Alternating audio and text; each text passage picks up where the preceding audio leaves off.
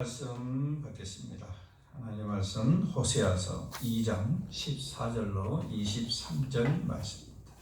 이 말씀 우리가 모두 그러므로 보라 내가 그를 타일러 거친들로 데리고 가서 말로 위로하고 거기서 비로소 그의 포도원을 그에게 주고 악월 골짜기로 소망의 문을 삼아 주리니 그가 거기서 응대하기를 어렸을 때와 애굽 땅에서 올라오던 날과 같이 하리라. 여호와께서 이르시되 그날에 네가 나를 내 남편이라 일컫고 다시는 내 바알이라 일컫지 아니하리라. 내가 바알들의 이름을 그의 입에서 제거하여 다시는 그의 이름을 기억하여 부르는 일이 없게 하리라. 그 날에는 내가 그들을 위하여 들짐승과 공중의 새와 땅의 곤충과 더불어 언약을 맺으며 또 이 땅에서 활과 칼을 꺾고 전쟁을 없이 하고 그들로 평안히 눕게 하리라. 내가 네게 장가들어 영원히 살되 공의와 정의와 은총과 긍휼이 여김으로 네게 장가들며 진실함으로 네게 장가들리니 네가 여호와를 알리라. 여호와께서 이르시되 그날에 내가 응답하리라. 나는 하늘에 응답하고 하늘은 땅에 응답하고 땅은 곡식과 포도주와 기름에 응답하고 또 이것들은 이스라엘에 응답하리라. 내가 나를 위하여 그를 이 땅에 심고 긍휼히 여김을 받지 못하였던 자를 긍휼히 여기며 내 백성 아니었던 자에게 향하여 이르기를 너는 내 백성이라 하리니 그들은 이르기를 주는 내 하나님이시라 하리라 하시니라. 아멘. 자, 오늘 주신 하나님의 말씀은 무엇입니까? 너는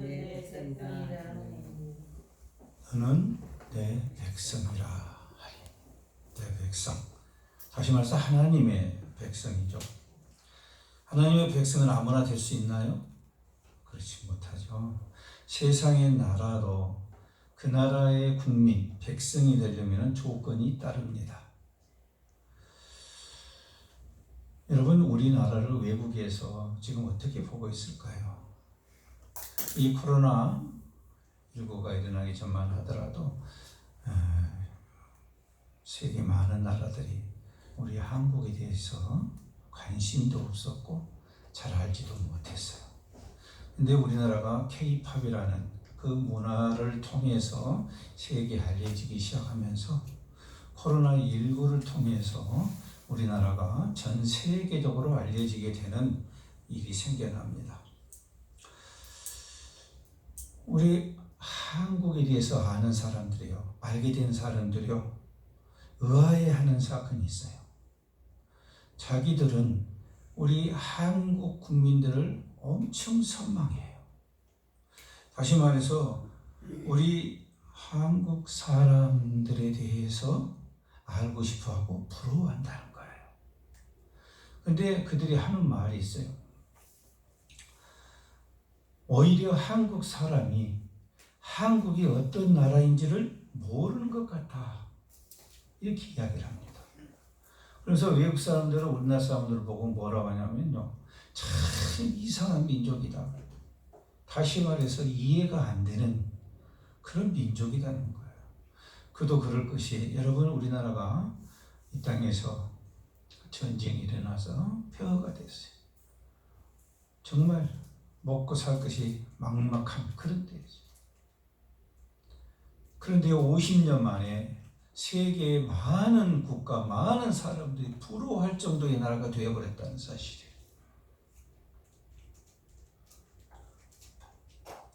근데 정작 이 땅에 살고 있는 우리나라 이 백성들은 지금 우리가 어떤 나라에서 살고 있는지를 모르는 것 같아요. 여러분 혹시 역사학자 토인비 아십니까?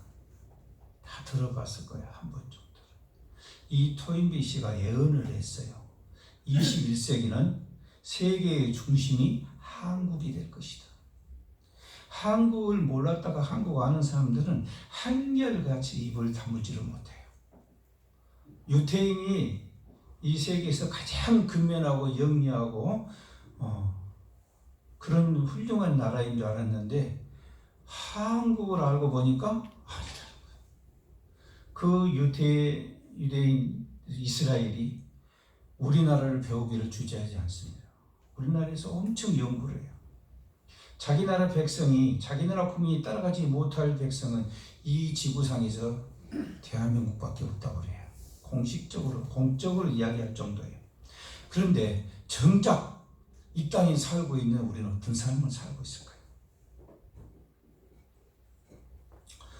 이 땅에 살게 된 이 사실 자체만 갖고 고마움과 감사를 잘 모르는 경우가 참 많은 것 같아요. 우리나라에 뭐 감사할 거 있다고요? 여러분, 외국 사람들이 와서요, 처음에 우리나라 와서 길가에 걷다가 놀래는 사실이 있어요. 그게 뭔 줄 아세요? 우리로서는 신경도 안 쓰는 일이에요. 여러분, 길 가다가 자꾸 사람마다 다 뒤돌아서 본 거 보셨어요?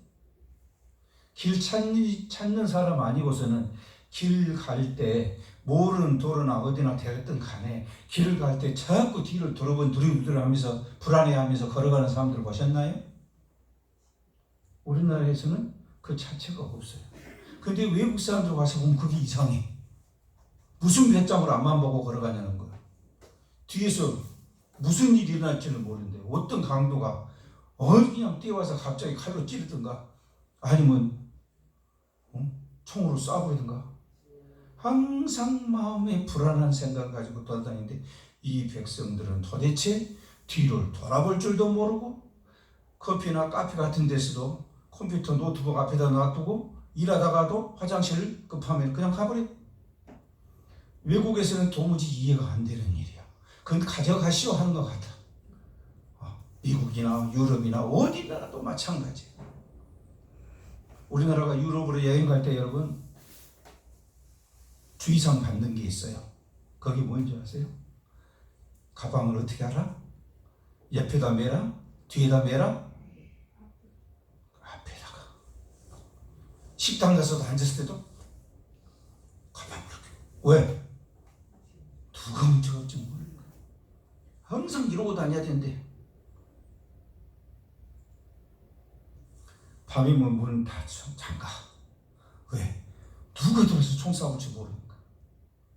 그래서 그 나라 사람들 항상 긴장하고 살아. 근데 우리나라 백성들은 어때요? 길가에 가서 보면은 막 길에다가 비싼 것도 물건 다 내놓고 사람 지키고 하죠. 그 누가 집어가다. 그래서 그걸 우리나라는 당연한 거예요. 그래서 외국 사람들이 우리 한국을 하도 칭찬하니까 우리 한국 가서 한번 검사로 왔대요. 진짜로 그런가? 그래 와가지고 실험을 했어요. 지하철, 사람이 제일 많이 다니는 지하철, 거기다가 가방 100개를 만들어 가지고요 100개를 놔봤어요. 몇 개나 돌아온가? 몇 개나 그 자리에 있는가? 몰래 카메라 딱 설치됐어요. 그런데요, 안타깝게도 8%만이 그 자리에 그대로 그 가방이 있고 나머지는 사람들이 다 가지고 가버려요. 그래서 그 기자단들이 그러면 그렇지, 한국이 말뿐이지 무슨. 그런데 이 기자들이요 가방에다가 GPS를 설치해놨어요. 그러니까 모르고 가져간 사람 어쩌겠어요? 어디로 갖고 왔는지 위치가 GPS 하나 나타나버려요. 요즘 우리 핸드폰 이렇게 하면 다 위치 추적되듯이 추적이 돼버린 거예요. 그래서 추적을 했어요. 도대체 이 사람들이 어디로 갖고 왔는가 보자 하고 추적을 했어요. 근데 놀랍게도 많은 불빛이 한 장소를 가리키고 있어요. 그래서 차를 타고 그 GPS를 추적을 했어요. 가서 보니까 어디더라? 그렇죠, 분식보관소. 자기 집으로 가져간 것이 아니고 다 거기다 갖다 막혀놓더라는 거예요. 그래서 회수율이 총 따져보니까 92%. 도대체 이 나라 백성들이 이해가 안 된다는 거예요. 여러분, 이곳에서 우리는 살고 있어요. 옆에 사람하고 말 다툼하다가 총 맞을까 걱정해본 일 있어요? 우리나라 아직까지 그런 거 없죠. 막 거품 먹고 싸우죠. 네. 지금 이런 것에서 우리가 살고 있어요. 치안이나 의료나 복지나 문화나. 여러분, 우리나라만한 나라가 없어요. 우리는 왜 나라가 이렇게 이야기를 하고 있지만요, 전 세계에 있는 사람들 우리나라를 보면서 와, 뭔 저런 나라가 다 있냐고 다 부러워요. 여러분, 미국이나 유럽이나 필리핀 같은 데는요, 의료보험이 적용이 안 돼요. 그래서 이 치료는 순전히 자기 책임이에요. 돈이 없으면 병원에 못 가고, 병원에 못 가면 죽어. 근데 우리나라는 어쩝니까? 의료보험이 있고 병원비 해봐야 얼마 나오다. 이번에 우리 문자 아팠을 때도 검사 한 대만, 코로나 검사 한 대만 50만 원. 한 번 검사. 돈 없으면 검사도 못해. 근데 우리나라는 어쩝니까? 아프면은 돈이 없어서 병원에 가서 뭐 어떻게 합니까? 긴급 구조금이라는 게 있어요. 그래서 1회에 300만 원. 모르는 사람은 못한 거예요. 근데 우리나라는 세상에 이런 나라가 있어요. 코로나 걸렸고 격리한 거는 식량 갖다 줘. 그런데 우리는 여전히 이 나라가 불평불만이 아직도 멀었다 하면서 다른 나라 미국 같은 데는 어쩌는데 우리나라 어쩌는 이런 이야기를 해.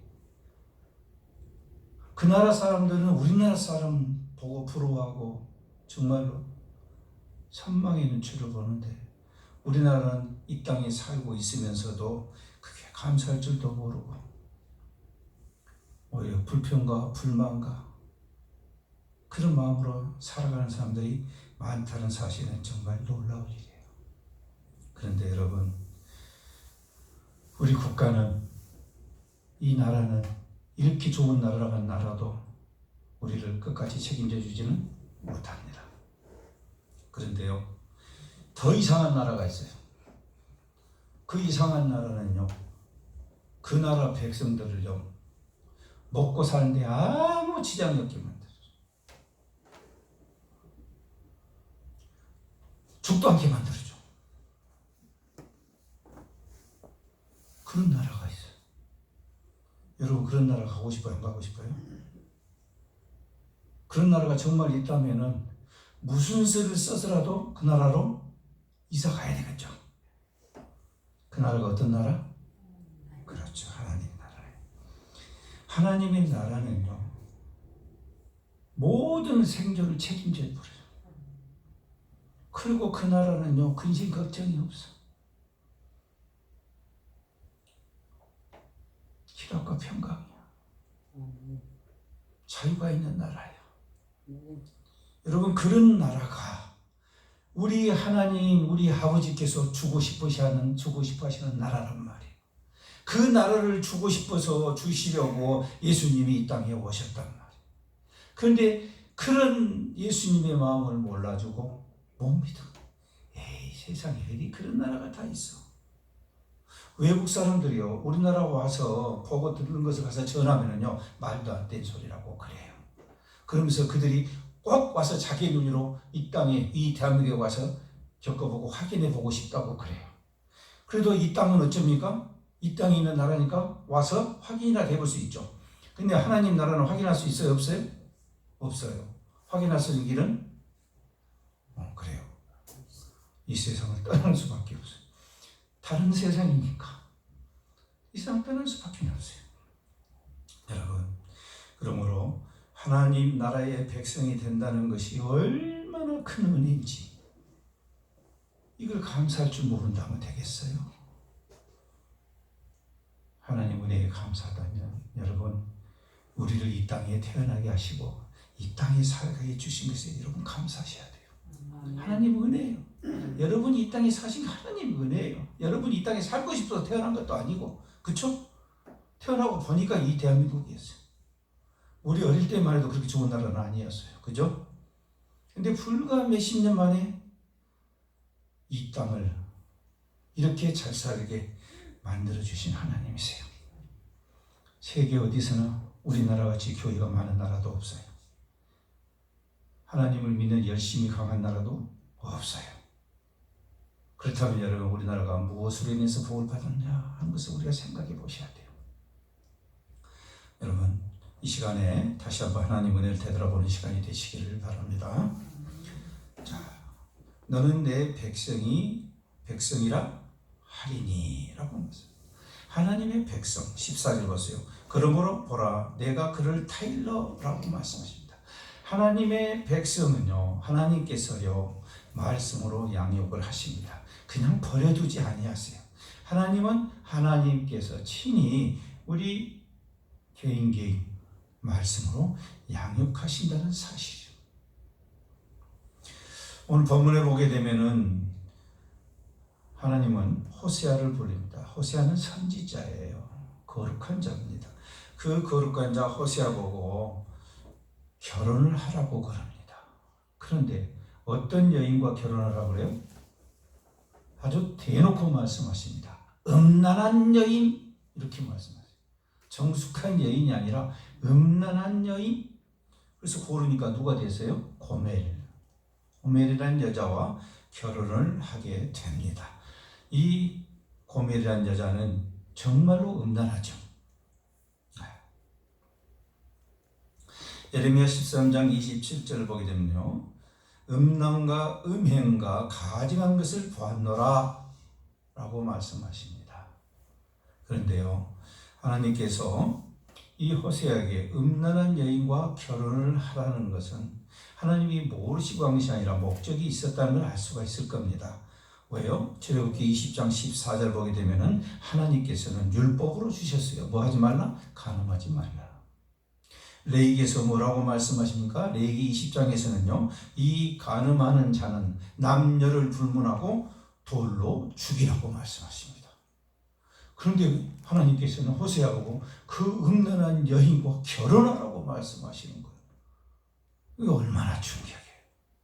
그러나 호세아는 하나님의 말씀에 순종해서 이 음란한 여인과 결혼을 하게 됩니다. 하나님께서는 이 호세아를 통해서 하나님과 이스라엘의 관계를 이스라엘 백성들이 깨닫게 하시고자 하셨어요. 그래서 하나님께서는 출애굽기 34장 15절에서 이렇게 말씀하십니다. 너는 산과 그 땅의 주민과 언약을 세우지 말지니 이는 그들이 모든 신은 음란하게 섬기며 라고 말씀하십니다. 여기서 음란을 어디다 사용했었어요? 우상 숭배. 신을 섬기는 데다가 우상, 여기다가 음란이라고 말씀을 하고 있습니다. 지금 이 호세아 시대는요, 북이스라엘이라는 나라예요. 북이스라엘인데 이때는 아주 나라가 혼란했어요. 극도로 나라가 혼란할 때고 사회적으로 정화 기능이 완전히 상실돼 버릴 때였어요. 그 원인이 무언가? 그것은 바로 지도자들의 타락이었어요. 지도자들이 올바르게 백성을 이끌어 가야 되는데 이 지도자들이 타락해 버린 거예요. 정치 지도자와 종교 지도자들이 나와요. 이 두 세력이 그 나라의 중심이 되어야 되는데 이 지도자의 세력들이 타락해 버리면 어떻게 됐어요? 사회가 극도로 불안해져 버린 거예요. 그러니까 일반 백성들은 어떻게 되겠어요? 살아남아야 되겠죠. 생존에 문제가 생겨버려요. 그래서 백성들은 현실과 타협하기 시작합니다. 하나님의 법을 버리고 현실과 타협하기 시작을 해요. 그러니 어떻게 되겠습니까? 하나님과 멀어지게 되고 그렇게 되니까 심령이 메말라 가는 거예요. 힘들어져 가는 거예요. 그러니까 어떻게 되겠어요? 나라가 얼마나 살기가 힘든 세상이 됐겠어요. 그때 하나님께서는 호세아 보고 결혼을 하라고 말씀을 하십니다. 오늘 본문의 말씀 보게 되면은요, 내가 그를 타일러라고 말씀하십니다. 타이르신다고 말씀하세요. 그런데요, 이미지가 주는 게 조금 그래요. 어디로 데리고 가서 타이르십니까? 거친 들로요. 여러분, 그냥 들도 아니고 거친 들이에요. 이미지가 어쩐지 아시겠죠? 우리 사람도 혼내려면 어디를 데리고 가요? 아무도 없는 데 데리고 가죠. 말로 조용히 탈 것 같으면은 그냥 있는 장소에서 해요. 그러나 특별하게 때린다든가 모질게 할 때는 아무도 없는 데 데리고 가요.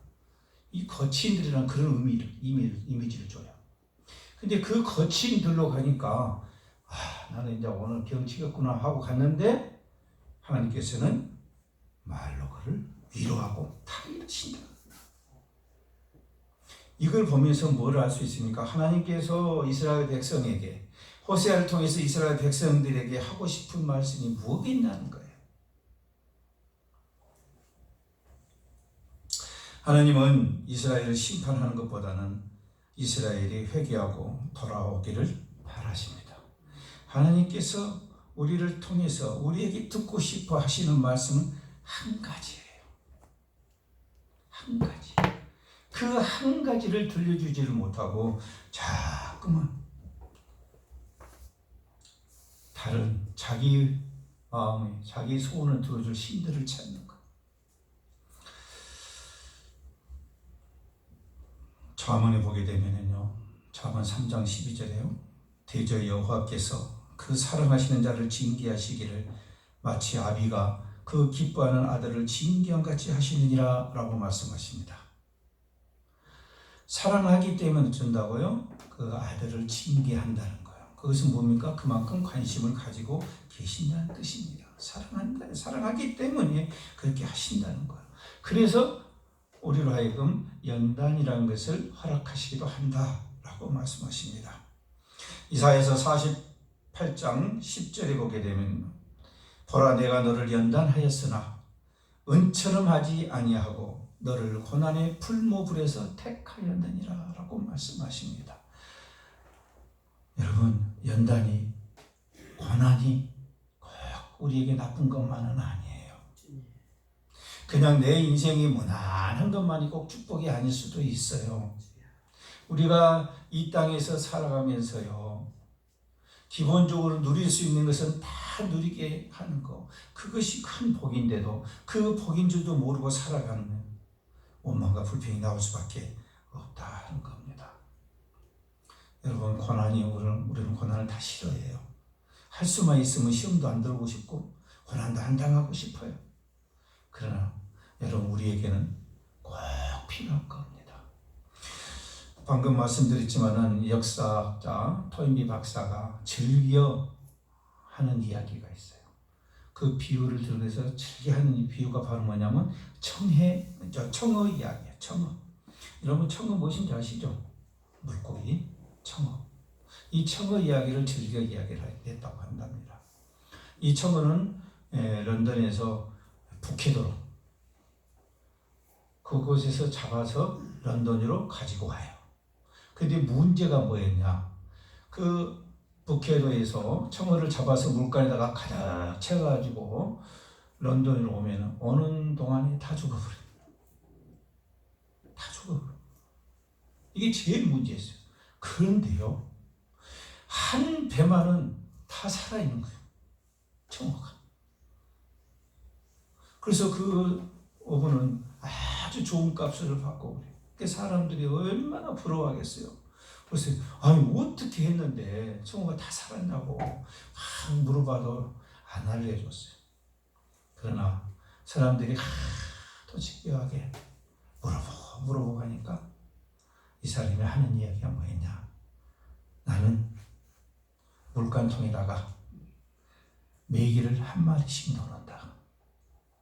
그래서 다른 어부들이 깜짝 놀고, 뭐야, 그러면 다 잡아먹어보라고? 봤다. 그러나 메기가 잡아먹는 것은 한계가 있어. 그쵸? 그 북해에서 여기까지 왔던 간에 몇 마리 못 잡아먹었는데, 그런데 문제는 뭡니까? 안 죽으려고 청어들이 확 도망다니고 헤엄친다. 살아야겠다 라는 그 생각으로 청어들이 움직이기 때문에 안 죽는다는 거예요. 런던까지 도착할 때까지. 이 비유를 많이 들었답니다. 무슨 말인지 아시겠죠? 우리에게 고난이 있으면 그 고난을 벗어나기 위해서 우리는 움직입니다. 그 움직임이 우리의 삶의 활동이 됩니다. 그러나 먹고 살만하고 아니 하게 되면 사람이 매사에 다 풀어지기 시작합니다. 그죠? 우리 사람 똑같아요. 배고프고 가난할 때는 열심히 부지런히 뛰어요. 자녀들 막 크고 이럴 때 돈 들어갈 때는 어디 돈 들기만 있으면 가서 탁 힘들어서 뭐가 됐든 간에 다 감당을 해요. 그러나 자녀들도 다 성장해버리고 돈 쓸 데가 없다면 그렇게 목숨 걸고 일할 이유가 없어지는 거예요. 여러분, 그래서 우리 하나님은 우리를 말씀으로 양육하십니다. 그 말씀으로 양육하시면서 그 양육 안에가 고난도 포함이 되어 있는 겁니다. 그러므로 여러분, 우리가 하나님의 백성인 줄 믿으신다면 고난을 두려워하지 마시길 바랍니다. 아멘. 그 고난이 물질적인 것이 됐든 육신적인 것이 됐든 여러분 그 고난을 두려워하지 마시고 우리가 하나님의 백성임을 하나님의 자녀임을 돌이키시고 다시 믿음 세우시기를 바랍니다. 자, 16절 말씀 보겠습니다. 여호와께서 이르시되 그날에 네가 나를 내 남편이라 일컫고 남편이라 일컫는데 바알이라고 일컫지 않고 우리 하나님이 남편이라고 일컫는다. 이건 뭐겠습니까? 그렇죠. 하나님께서는 우리와 언약을 맺어서 우리와 함께 할 수 있도록 그렇게 조건을 만드신 거 볼 수가 있어요. 여러분, 사랑하는 사람들이 하고자 하는 최고의 행동이 뭘까요? 사랑하는 사람 하고자 하는 최고의 행동이 뭘까요? 여러분, 남녀가요 사랑을 하게 되면은 뭘 합니까? 데이트를 하게 되죠. 데이트를 많이 하다가 서로 깊이 사랑하게 되면 그 다음에 이별합니까? 그럽니까? 아니죠. 결혼하자고 그래요. 왜 결혼합니까? 지금 만나고 있잖아요. 근데 왜 결혼하는 겁니까? 그렇죠. 함께하고 싶어서요. 어떻게? 항상 함께하고 싶으니까 결혼을 한다 그 말이에요. 그러므로 여러분 최고의 사랑은요 좋은 거 선물하고 자기 뜻 다 받아주는 것이 아니라요 함께하는 거예요. 그래서 여러분 지금은 그런 말을 안 씁니다만 옛날에 결혼식 했을 때 여러분도 아마 주례사로서 들었을 거예요. 자, 아플 때는 헤어지고 슬플 때는 헤어지고 그랬나요? 아플 때나 슬플 때나 검은 머리가 팥뿌리가 되도록 뭐 해라? 같이 해라. 함께 해라. 그 말이었어요. 함께. 여러분 무엇보다도 가장 큰 것이요. 가장 큰 사랑은요. 좋건 나쁘고 좋은 거 사주고 안 사주고 문제가 아니라 함께 하는 거예요. 함께 하는 거. 이번에 제가 저기 기도원 원장님 신방을 갔었는데요. 이제 말기암이 이제 완전히 돼서 이제 더 이상 소생하기가 힘들어지는 상태였어요. 그래서 이제 그것을 떠나서 누가 관리해 줄 사람이 없으니까 나머지 한 번 원장님은 더 연로하셔가지고 자기 몸모하기도 힘드는데 어떻게 환자를 돌볼 수가 있겠어요. 그래서 할 수 없이 요양병원으로 이송을 하는데 그 이송하기 위해서 기다리고 있더라고요.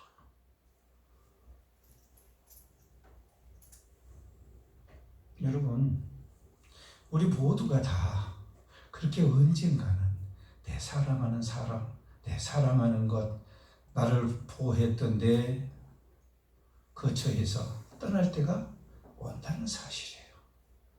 그러나 안타까운 것은요. 그 원장님이 정말 짠하게 보이는 것은 딱 한 가지였어요. 뭘까요? 그래요. 끝까지 함께 해줄 사람이 없다는 사실이에요. 끝까지. 여러분 최고의 사랑은 뭐라고요? 함께하는 거예요. 어쩔 수 없이 요양병원 보내야 되겠지만은요. 보내는 사람도 떠나는 사람도 결국은 혼자 되는 거예요. 그렇죠? 우리 인간에게 혼자 되는 것은 정말로 감당하기 힘든 거예요. 우리 인간의 가장 큰 고통이 혼자 되는 거예요. 그래서 하나님께서도 아담에게 그러셨잖아요. 혼자 독차는 것이 좋지 못하니라. 그래서 하와를 허락하신 거예요. 둘이 하나가 되라.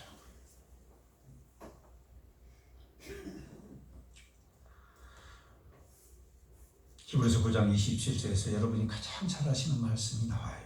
한 번 죽는 것은 사람에게 정해진 것이요 그 후에는 심판이 있어요. 그런데 앞에 부분은 사람들이 다 인정을 해요. 한 번 죽는 거 다 죽어라고 다 인정을 해요. 그런데 그 뒤말은 인정을 안 하려고 해요. 뭘까요? 후에는 심판이 있다니까요. 왜 인정을 안 하고 싶어요? 그렇죠. 자기 행위에 대해서 누구보다도 본인이 잘 알고 있어요.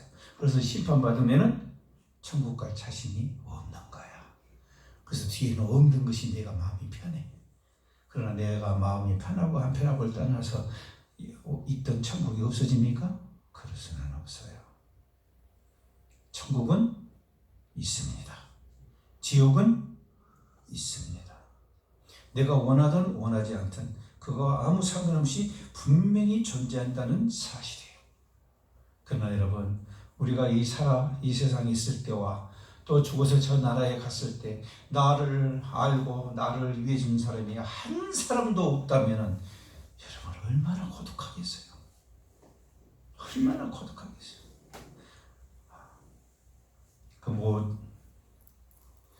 교회 집사님이요 하는 말이 있어요.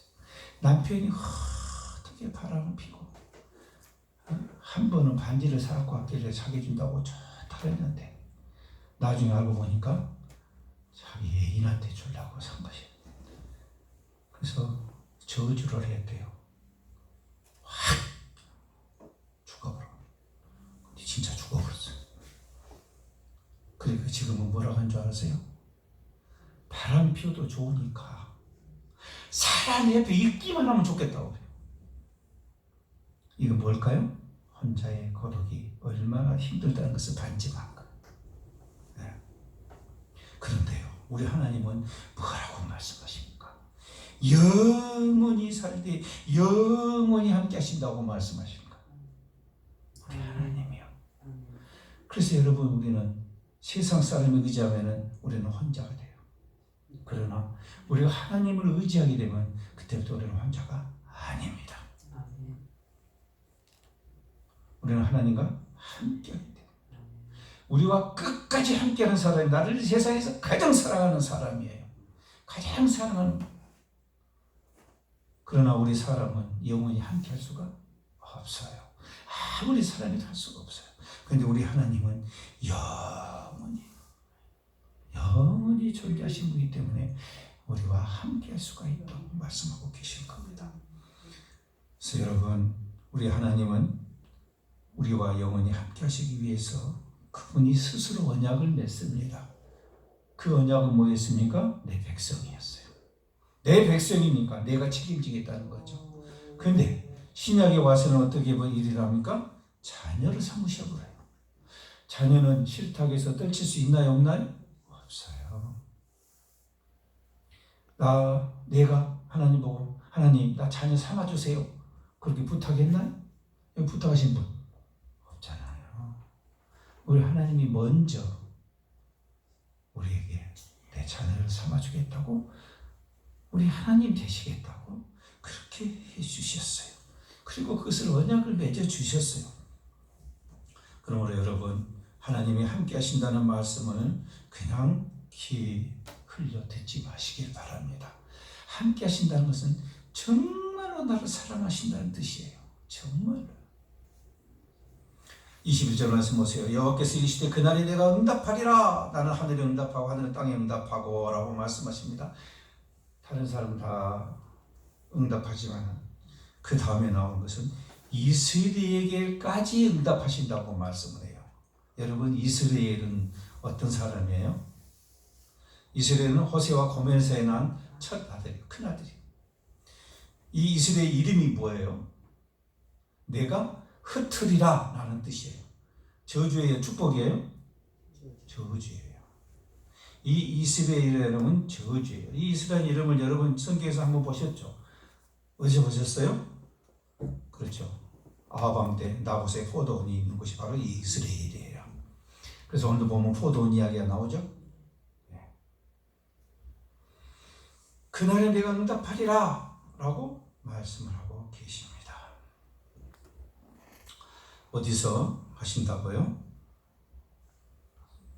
2장 15절 보세요.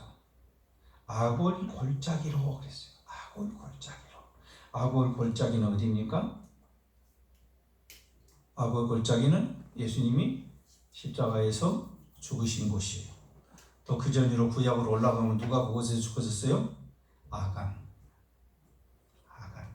아간이 나에가에서 죽었던 곳이 바로 이 아골 골짜기예요. 근데 그 골짜기에서 뭘 한다고요? 소망의 문을 삼아 주시리니 그랬어요. 문을 주시리니 그랬어요. 자기 문은 뭘까요? 예수님께서 나는 문이니 그랬잖아요. 나는 문이니 나를 말미암지 않고는 아버지께로 갈 자가 없다고 그러셨어요. 하나님 예수님은 문이에요. 무슨 문이요? 소망의 문이에요. 우리가 천국에 들어가는 우리 소망의 문이에요. 그 문이 되시겠다. 자, 이쯤 되면 여러분 연상이 딱 떠오르죠. 어렸을 때와 애굽 땅에서 올라오던 날같이 하리라. 구원이었죠. 구원이었어요. 죽음의 아골은 죽음의 골짜기입니다. 그런데 예수님의 십자가 죽으심으로 인해서 그 골짜기가 뭔 골짜기로 바뀝니까? 생명의 골짜기로 바뀌어요. 축복으로 바뀌는 거예요. 저주가 축복으로 바뀌는 거예요. 고난이 결국은 복으로 바뀌는 거예요. 고난을 고난으로 생각하고 절망해 본다면 그 기회가 없어요. 우리가 이 땅에 살아가면서 여러 가지 어려운 일도 당하고 육신의 아픔도 당하고 여러 가지. 그러나 거기서 머물러 버리면은 여러분 극적인 반전이 이루어지지를 않습니다. 중요한 것은요, 우리가 하나님의 섭리를 아는 거예요. 하나님의 섭리를 알게 되면은 고난 뒤에 영광이 있다는 사실을 우리는 믿습니다. 우리 죽음 뒤에 뭐가 있다고요? 부활이 있음을 믿습니다. 그래서 우리는 죽음을 그렇게 너무 처절하게 슬퍼하지도 않을 것이며 그렇게 크게 두려워하지도 않게 될 것입니다. 아멘. 왜요? 우리는 천국에 소망이 있기 때문입니다. 아멘. 여러분 전주에 예수병원이라고 있어요. 잘 아시죠? 그 예수병원에 원장이었던 크레인 박사가 있었어요. 근데 그 크레인 박사 아버지가요 목사님이었어요. 여러분 알다시피 그 예수병원에는 원장되고 하면 거의 다가 있는 선교사님들이었어요. 그렇죠? 근데 그 아버지가 목사였는데요. 목사님이셔가지고 우리 한국으로 그분도 파송이 됐어요. 선교사로 파송이 돼서 특히 호남지방, 그러니까 이제 전주에 이제 이렇게 되는데 호남지방 선교에 아주 열심히 했어요. 그래서 안식년이 되어가지고 미국으로 돌아갑니다. 그래서 미국으로 돌아가서 시골 교회에 임시로 담임 목사를 하고 있을 때 일입니다. 그때 그는 세상에서 가장 비참한 장례식을 치릅니다. 그 교회 장로님 아들이 물놀이를 놀러 가서 급류에 휩쓸려갖고 아들 둘이 다 죽어버립니다. 그래서 아들의 시체를 찾아왔는데 그날 밤에 자기 집이 불이 나버립니다. 불에 다 타버렸어요. 집이 싹 타버렸어요.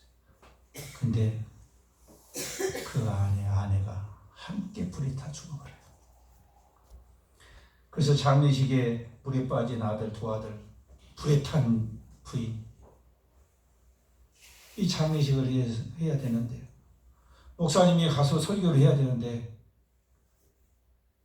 그냥 막연해버려요. 뭐라고 설교를 해야 될지. 여러분 같으면 목사님이라면 가서 뭐라고 설교하겠어요?